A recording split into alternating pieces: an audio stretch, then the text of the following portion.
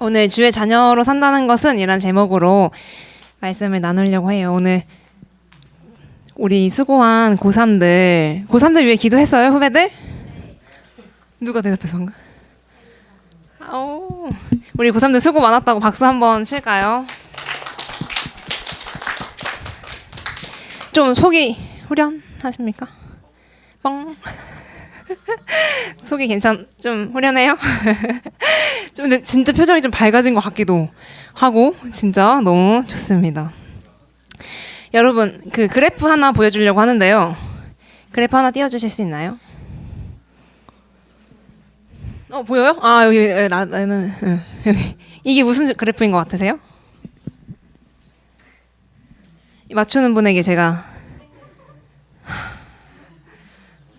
제 사랑을 드릴게요. 네, 이 그래프 다음 거 한번 넘겨주시겠어요? 이거는 저의 인생 그래프예요. 인생 그래프라고 들어본 적 있으세요? 나의 인생을 가장 좋았던 때를 100으로 두고 가장 힘들었을 때를 마이너스 100으로 둬서 그 그래프, 그러니까 나의 인생을 돌아보면서 나의 인생에서 어떨 때 가장 기뻤지? 언제 가장 슬펐지? 이거를 그래프로 이렇게 그려보는 것입니다. 제 그래프를 한번 보시면 언제 훅 떨어지죠? 네, 이렇게 19세부터 해가지고 쭉 떨어지고 이렇게 또 올라가는 상승과 하강을 이제 보이는 그래프인데요. 인생 그래프에서 가장 중요한 것은 뭐냐면 이 인생을 돌아볼 때 이 모든 순간에 하나님의 은혜가 함께 했구나, 이것을 기억하는 것입니다. 내가 인생이 상승할 때도 있고 하락할 때도 있지만 이 모든 순간이 하나님의 은혜 가운데에 있었던 것이구나를 기억하고 감사하는 것이 바로 인생 그래프의 중요한 점이라는 것입니다. 여러분, 우리 고등부 친구들에게는 어떤 인생의 그 굴곡이 있나요? 언제가 가장 최저점인 것 같아요? 한 친구한테만 물어볼까요? 재신이는 언제 가장 최고점을 찍었었어? 10대? 지금 항상 좋아 그러면? 5년 전이 가장 최고점. 지금 계속 거기에 머물러 있나요? 오, 좋은데요? 좋습니다. 이렇게 각자의 나름의 굴곡이 있는 것 같아요. 저도 생각해보면 초등학생 때 이제 제가 전학을 엄청 많이 다녔거든요. 그래서 초등학교 2학년 때는 전학을 왔다가 전학 간 적도 있어요. 그래서 전학 온 애가 전학 가네? 막 이렇게 막 놀림받고 막 그랬었는데, 그때 이렇게 전학을 많이 다니면서 힘들었었는데 가장 친한 친구를 초등학교 5학년 때 만났어요. 그래서 제 인생의 고점이 이제 좀 올라가기 시작하는데, 근데 이제 그 친구에게 배신을 당하고, 제가 그 친구에게 되게 소중한 친구여서 저희 비밀을 막 얘기했거든요. 근데 어느 순간 그게 다 퍼져 있는 거예요. 그래서 되게 상처받고 놀이터에서 울었던 기억이 있어요. 그때 제 인생이 조금 하락하기 시작했습니다. 근데 고등학교 가서 너무 감사한 친구들을 만났어요. 그러니까 단순히 좋은 게 아니라 이 친구와 인생을 나눌 수 있다는 게 참 감사하다라는 친구 이제 4명을 만났는데, 그때 제 인생이 다시 이제 올라가는데, 그 고3 딱 고2 방학 겨울방학 전에 담임 선생님이 저를 부르시더니 너만 그 4명 중에서 1명만 찢을 건데 너만 다른 반이고 나머지 3명 다 같은 반일 거야, 이렇게 얘기하시는 거예요.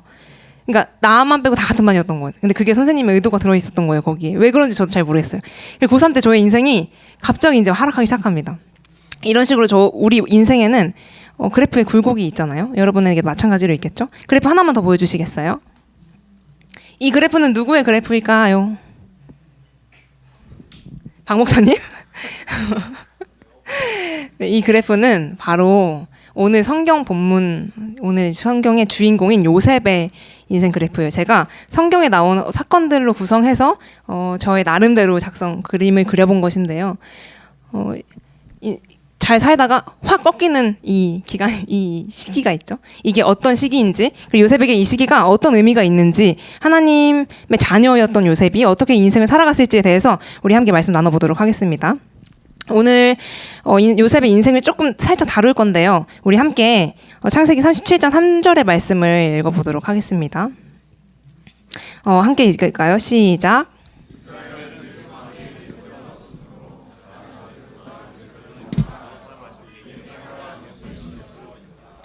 여기 말씀에 근거하면 요셉은 아버지의 편애를 받는 아들이었어요. 요셉의 아버지인 야곱에게는 12명의 아들이 있었거든요. 근데 그 중에서 가장 사랑을 받았던, 그래서 채색 옷, 가장 좋은 옷. 그 당시에는 그 양을 치는 일을 했어야 되기 때문에 채색 옷이라는 옷과 그 팔이 긴 옷은 입기 힘들었던 옷이거든요. 그 옷을 지어줄 만큼 아들을 사랑했던 것이죠. 근데 이 편애로 말미암아 요셉의 인생에 조금씩 어두움의 그림자가 오기 시작하는데요. 4절 말씀을 또 함께 읽어보도록 하겠습니다. 시작. 요셉을 미워하며 그에게 말 한마디도 자성스럽게 하는 법이 없었다. 이렇게 얘기하고 있어요. 그러니까 형들이 다 안 거죠. 아, 아버지가 나보다 요셉을 더 사랑하는구나. 그걸 아는 순간 다정스럽게 말 한마디를 건넬 수 없는 불편한 관계가 되기 시작한 것입니다. 안 그래도 이렇게 형들의 미움을 받는데 큰 사건이 하나 일어나게 돼요. 그게 어떤 사건인지 6절, 7절의 말씀을 통해서 함께 또 읽어볼까요? 6절 읽도록 하겠습니다. 시작. 요셉이 형들에게 말하였다. 내가 꾼 꿈 이야기를 한번 들어보셔요. 우리가 밭에서 곡식단을 묶고 있었어요. 그런데 갑자기 내가 묶은 단이 우뚝 일어서고 형들의 단이 나의 단에 둘러서서 절을 하였어요. 형들이 그에게 말하였다. 내가 우리의 왕이라도 될성 싶으냐? 정말로 내가 우리를 다스릴 참이냐? 형들은 그의 꿈과 이거 읽기만 해도 부연 설명 안 해도 느껴지죠? 형들의 마음이 어땠을까? 안 그래도 미워하는 동생인데 갑자기 어느 날 와가지고 형, 제가 꿈을 꿨는데 형들의 단, 그러니까 형들의 어떤 결과물 그것들이 나에게 절하고 있었어요. 그러니까 내가 더 형들보다 위에 있는 사람이었어요 라는 그걸 꿈의 내용을 보여준 거죠. 그러니까 안 그래도 미움받는 요셉에게 이 요셉의 꿈의 내용은 형들이 더 요셉을 미워하게 되는 원인이 되었을 것입니다. 이 일로 말미암아 요셉의 인생 그래프에 엄청난 하강이 시작됩니다. 바로 창세기 37장 19절 20절의 말씀인데요. 또 함께 읽어볼까요? 시작. 그들은 서로 마주보면서 말하였다. 야, 저기 꿈꾸는 녀석이 온다. 자, 저 녀석을 죽여서 아무 구덩이에나 던져놓고 사나운 들짐승이 네, 아멘. 여기 말씀에 따르면 구덩이라고 나와요. 구덩이는 땅에서 조금 더 판 곳이죠. 그러니까 요셉의 인생이 아버지의 사랑받는 자녀로서의 인생이 구덩이에 빠지는 형들이 저놈 구덩이에 빠지고 죽이자 이렇게 음모를 꾸미게 되는 그런 일이 일어나게 된 것입니다. 요셉의 심정이 어땠을까 생각해 보는 것이죠. 아빠의 사랑을 받으며 자랐던 그 어린 시절에 그래프로 치면 상승 곡선에 있었던 그 시절에서 이유도 모르고 형들의 미움을 받으면서 사랑하는 가족들이 나를 구덩이에 넣는 그런 일들이 일어나게 되는 것입니다. 근데 놀랍게도 이 지점이 요셉의 인생의 최저점이 아니에요. 하나의 더 최저점이 남아 있습니다. 애굽에 이제 구덩이에 넣고 형들이 애굽의 노예로 이제 요셉을 팔아요. 애굽의 노예, 애굽이라는 곳은 그 당시 요셉의 고향에서 멀리 떨어진 나라였거든요. 이집트라고 하는데 그 이집트의 노예로 팔려간 요셉에게 어떤 일이 있었냐면 그 요셉을 산 주인이 있을 거 아니에요. 그 나름대로의 인정을 받으면서 거기서 잘 살았습니다. 종의 신분이지만 성실하게 하루하루 살아가면서 주인에게 인정을 받는 삶을 살아요. 5절의 말씀 제가 한번 읽어볼게요. 한번 따라와 보세요. 그가 요셉에게 자기의 집안일과 그 모든 재산을 맡겨서 관리하게 한 그때부터 주님께서 요셉을 보시고 그 이집트 사람의 집에 복을 내리셨다. 주님께서 내리시는 복이 주인의 집안에 있는 것이든지 밭에 있는 것이든지 그 주인이 가진 모든 것에 미쳤다. 이 말씀 보면 요셉이 종으로서 그 집에 있으면서 얼마나 열심히 살았는지 느껴져요. 주인이 그 모든 집의 일을 관리하는 것을 그 노예인 요셉에게 맡긴 거죠. 그렇게 하루하루 잘 살아내고 있었습니다. 비록 인생 그래프는 하강했지만 요셉 나름대로의 최선을 다해서 하루를 살았던 것이에요. 근데 또 어떤 일이 일어나냐면요. 스펙타클한 인생이죠. 요셉의 인생이. 10절의 말씀 한번 또 읽어보도록 하겠습니다. 시작. 요셉이 이렇게 말하였는데도 주인의 아내는 날마다 끈질기게 요셉에게 요구해왔다. 요셉은 그 여인과 함께 침실로 가지 않았을 뿐 아니라 아예 그 여인과 함께 있지도 않았다. 이게 어떤 사건이냐면 하루는 요셉이 열심히 일을 하고 있었어요. 근데 자기의 주인, 보디발인데 그 주인의 아내가 요셉이 잘생기고 되게 몸 좋은 모습을 보았는지 모르겠지만 함께 놀자고 유혹한 것이죠. 함께 우리 관계를 맺자 유혹을 했을 때 요셉이 어떻게 보면 자기의 윗사람이잖아요. 자기보다 권력이 높은 사람의 말을 듣지 않고 거절합니다. 여기 말씀 보면 끈질기게 날마다 요셉에게 요구했다고 해요. 여러분 여기서 우리 함께 하나 살펴볼 것은 다른 이야기이긴 한데 죄라는 것은 여러분을 끈질기게 유혹할 것입니다. 끈질기게 여러분에게 달라붙을 것이에요. 그때 여러분이 어떻게 행동해야 할지 요셉의 모습을 보고 알 수 있습니다. 요셉은 그 죄를 보지 않고 그 죄 너머에 하나님의 눈이 하나님이 나를 보고 계시다는 것을 인정하면서 그 죄를 견뎌내고 이겨내는 모습을 보는 것이죠. 이렇게 끈질긴 요구에도 맞서 싸워서 잘 거절했어요. 근데 그랬으면 상 받아야 되는 거 아니에요? 요셉이 형들의 그런 시기 질투의 구덩이에 빠지고 나의 고향에서 멀리 떨어져서 어떤 한 나라의 노예로 살아가는데 거기서 열심히 살았더니 또 주인의 아내가 자기 유혹해. 그래서 거절했어. 그러면 인생이 좀 펴져야 되는데 어떤 사건이 일어나냐면 요셉이 뉘명을 쓰고 누명을 쓰고 감옥에 갇히는 일이 일어납니다. 여러분 다시 한번 그래프로 상상해 보면 요셉의 인생은 잘 가다가 구덩이에 빠져요. 근데 감옥에 구덩이보다 더 밑에 있는 빛도 하나 들어오지 않는 감옥에까지 인생이 어떻게 보면 나락을 가게 된 것이죠. 여러분 요셉의 인생이 정말 고난의 연속 아닙니까? 생각해보면 계속해서 요셉의 의지와 상관없이 고난과 거절과 또 낭떠러지에 있는 그 인생을 살았던 요셉을 보면서 우리의 삶을 생각하게 되는 것 같아요. 우리의 삶도 요셉의 삶처럼 막 이런 고난이 있을 거라는 건 아니에요. 그런 일은 보통 극히 드물겠죠. 이런 일이 있을 거라고 하기에는. 그러나 요셉이 느꼈던 감정과 같은 감정이 우리에게 충분히 있을 수 있을 것 같아요. 예를 들어서 시험의 결과, 수능의 결과도 그럴 수 있을 거고 내가 최선을 다했는데 그거에 합당한 결과가 나오지 않았을 때 나의 좌절감, 그리고 소중한 사람들의 배신, 아까 제가 얘기한 그런 것들도 하나의 인생에서는 엄청나게 큰 사건이라는 것이죠. 한 인생의 그래프가 하락하기에는 너무 다 당연히 힘든 일이라는 것이죠. 또 소중한 사람들이 떠났을 때의 기분, 또 어떤 것이 있을까요? 부모님과의 잦은 다툼이라든지 또 몸의 문제도 있겠죠. 생각보다 몸의 문제가 커요. 몸이 아팠을 때의 그 감정도 함께 좀 몸이 안 좋았을 때 감정도 함께 떨어지는 그런 경험들, 그런 일들, 뭔가 삶이 나아지지 않고 계속해서 어둠으로 가는 것 같은 그런 일들이 우리 삶 가운데 있습니다.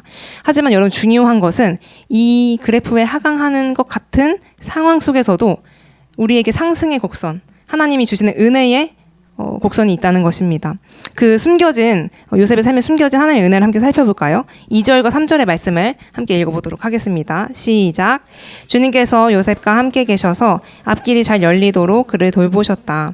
그 주인은 주님께서 요셉과 함께 계시며 요셉이 하는 일마다 잘 되도록 주님께 돌보신다는 것을 알았다. 21절의 말씀도 함께 읽어볼까요? 시작. 주님께서 그와 함께 계시면서 돌보아 주시고 그를 한결같이 사랑하셔서 간수장의 눈에 들게 하셨다. 여러분 여기서 살펴볼 것은 동일한 패턴이 나와요. 2절에서는 요셉이 노예로 팔렸을 때 일이거든요. 노예에 팔렸을 때 하나님이 함께 계셔서 앞길이 잘 열리도록 그를 돌보셨고, 두 번째 우리가 읽은 21절의 말씀은 감옥에 갇혔을 때의 사건이에요. 그때 주님께서 함께 계시면서 돌보아주면서 그에게 한결같은 사랑을 주셨다라고 성경이 이야기하고 있습니다. 이것을 우리가 개역개정으로 읽으면 어떻게 나와 있냐면 여호와께서 요셉과 함께 계심으로 여호와께서 그를 범사에 형통하게 하셨다. 이렇게 얘기하고 있어요. 여러분 형통이란 단어 혹시 아시나요? 만사 형통하세요. 형통이란 단어는 우리가 익숙히 인식하기에 내가 원하는 대로 잘 되는 거, 내가 하고 싶은 대로, 내가 바라는 대로 다 되는 것, 그래서 내 인생이 승승장구하는 것을 형통이라고 이해하죠. 하지만 성경에서 이야기하는 형통은 그것이 아닙니다. 여기 잘 살펴보면 항상 성경 우리 읽었던 39장과 37장의 말씀에서 요셉의 인생 그래프가 하락하는, 나락으로 가는 그 시점마다 동시에 등장하는 단어가 이 형통이에요. 요셉이 노예로 팔렸다. 그러나 그는 형통한 자가 되었다. 두 번째로 요셉이 감옥에 갇혔다. 근데 그는 하나님 함께 하시고 형통한 자가 되었다. 이 두 단어가 너무 어울리지 않는 단어 아닙니까? 근데 성경은 뭐라고 얘기하냐면 형통이라는 것은 너네가 인생이 잘 되고 잘 풀리는 것이 형통이 아니라 성경적인 형통의 의미는 내 인생이 하락하는 것 같아도, 내 인생이 어두워도 하나님이 함께 계시는 것이 바로 형통한 삶이라는 것입니다. 여러분 이게 좀 와닿으세요? 우리가 수능 기도회 했어요. 여러분 수능 볼 때 교회에서 열심히 우리 저와 박태호 목사님과 그리고 또 여러 장년 성도님들이 또 어머니 부모님들이 같이 기도했거든요. 그때 어떻게 기도했는지 아세요? 하나님 우리 희원이가 시험 볼 때 좀 포크로 찍듯이 답을 찍을 수 있게 해주세요. 우리 하겸이, 동건이, 재현이가 시험 볼 때 휴지 풀리듯이 잘 풀리게 해주세요. 이렇게 기도 안 했어요. 죄송해요. 그렇게 기도 안 했고요. 뭐라고 기도했냐면 하나님 우리 아이들을 위해서 기도하는데 우리 아이들이 우리가 저와 목사님 그리고 부모님들이 수험장에 함께 들어가지는 못하지만 하나님이 함께 들어가 주세요라고 기도했어요. 이것이 형통한 기도입니다.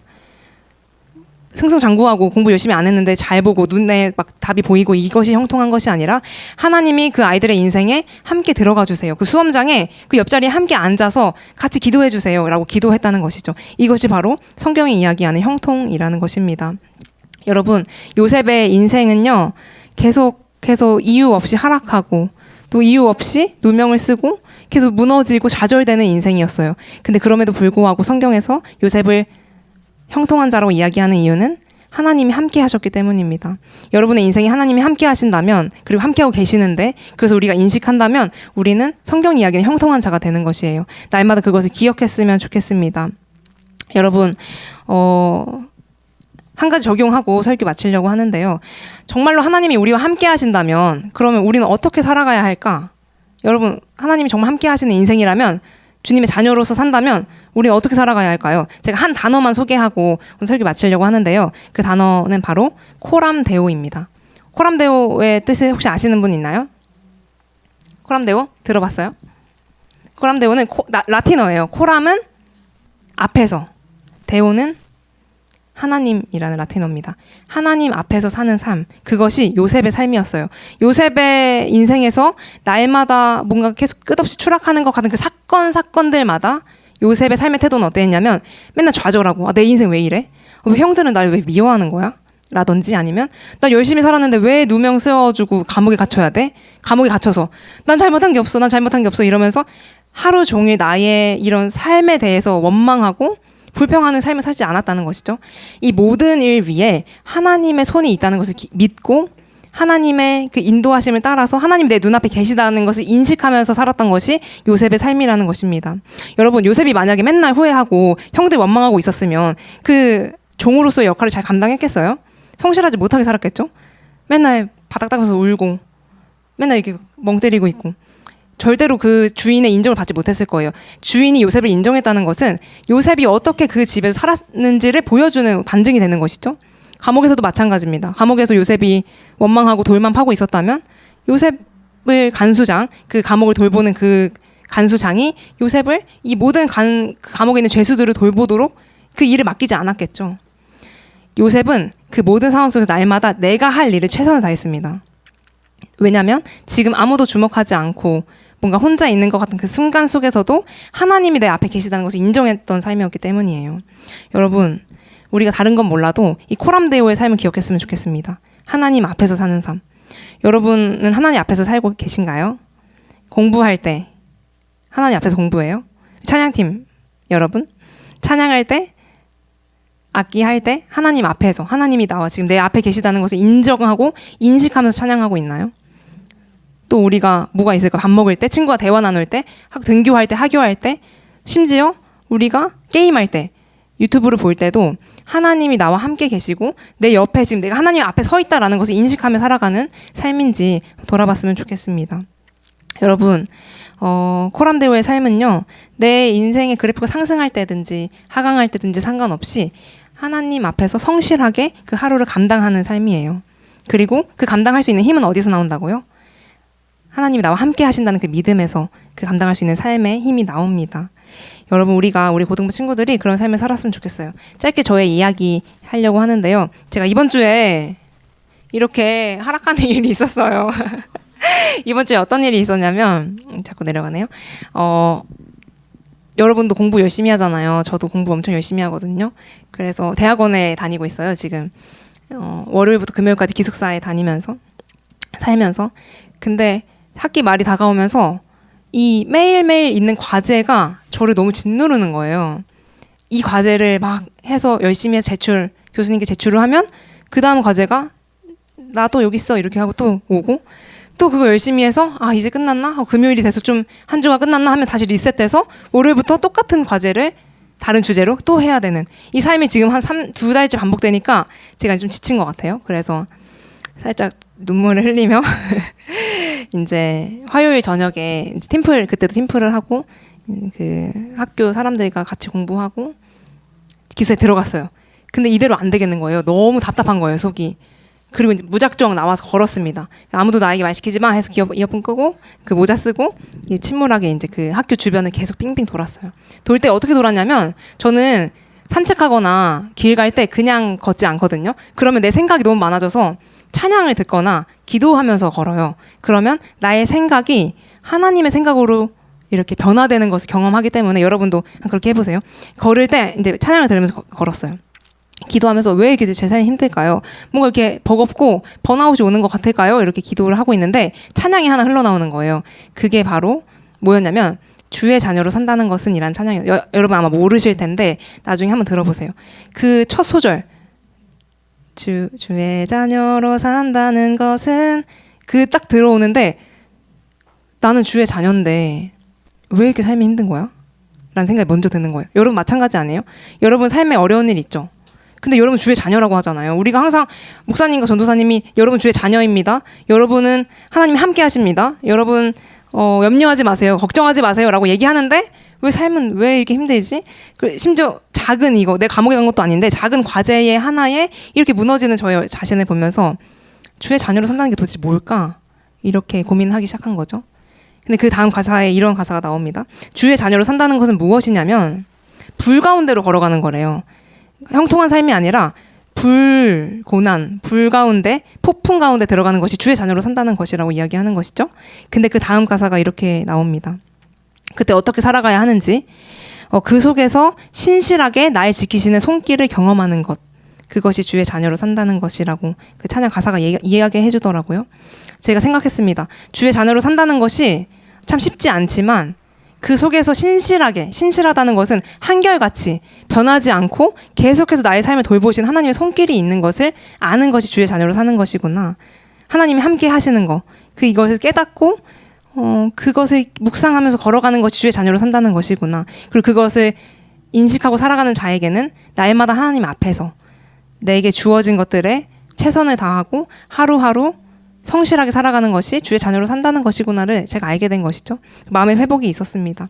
여러분, 설교 마무리하면서요. 우리가 주님의 자녀로 살아가는 자들입니다. 근데 그 자녀의 삶은 결코 형통만을 이야기하지 않아요. 삶이 잘 되는 거, 수능 가채점 했는데 생각보다 잘 보면 좋겠죠. 근데 그것이 주의 자녀로 산다는 것의 의미가 아니라는 것입니다. 여러분의 인생 가운데 인생 그래프로 치면 앞으로 20대가 들어서고 훨씬 많은 굴곡이 있겠지만 그 굴곡 가운데에서 그 굴곡을 어떻게 받아들이냐가 주님의 자녀로 산다는 것 같아요. 그래서 그 굴곡 앞에서 우리가 하나님의 존재를 인식하고 하나님의 말씀대로 살아가고 하나님의 그 도우시는 은혜의 손길을 좀 경험하며 살아가는 우리가 됐으면 좋겠습니다.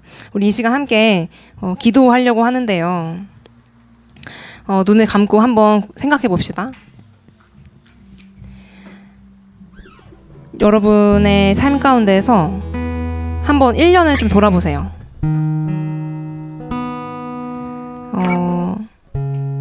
내가 처음 고등학교 1학년으로 고등학교에 들어온 친구들도 있을 것이고 또 수능을 준비해야 하는 고3이 된 친구들 또 부담감이 조금씩 생기는 고등학교 2학년으로 올라간 친구들도 있겠죠.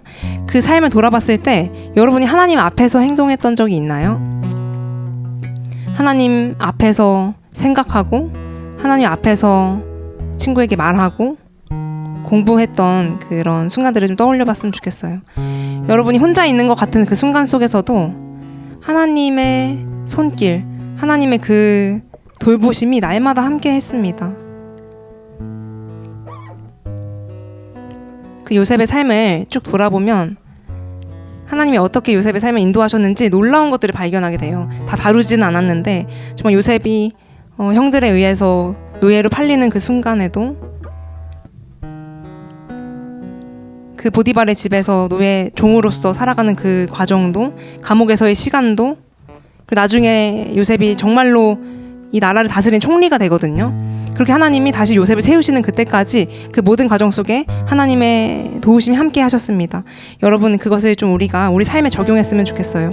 하나님 내가 내 삶을 돌아봤을 때 주님의 도우심이 날마다 있었음을 신뢰하기 원합니다. 내가 느끼지 못하고 지나왔던 그 순간 속에서 인생의 정말 하락하는 그 순간이라고, 그 시기라고 주님을 원망했던 그 시기조차도 하나님의 도우심이 있었음을 고백합니다. 하나님이 함께하고 계셨음을 믿습니다. 우리가 주님의 자녀로 산다는 것은 다른 것이 아니라 하나님의 함께하심을 경험하는 삶인 것을 기억했으면 좋겠어요. 이 시간 함께 기도합시다. 하나님, 제가 삶을 살면서 하나님의 동행하심을 경험하는 사람 되게 하여 주시옵소서. 그리고 날마다 그 하나님의 동행하심을 느끼면서 하나님 앞에서 바르게 성실하게 살아가는 우리 학생들, 우리 고등부 친구들이 될 수 있게 하여 주시옵소서. 이 기도 제목을 가지고 함께 기도하며 나아갈까요? 함께 기도하도록 하겠습니다.